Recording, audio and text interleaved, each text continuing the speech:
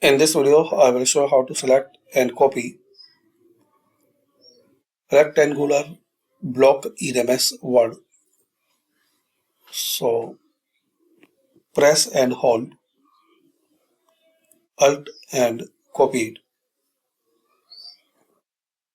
So you can make any form by pressing Alt and selecting left button of mouse.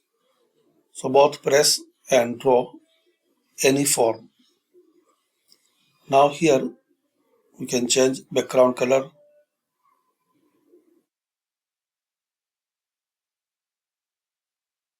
You can copy this data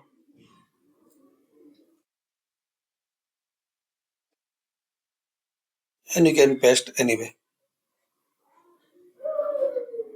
You can make bold and italic, underline.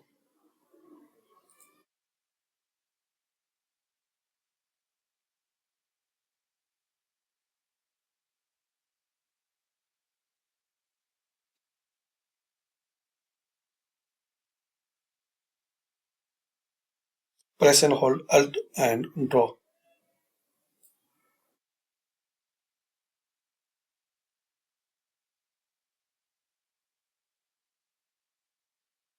So thanks for watching. Comment this video useful for you.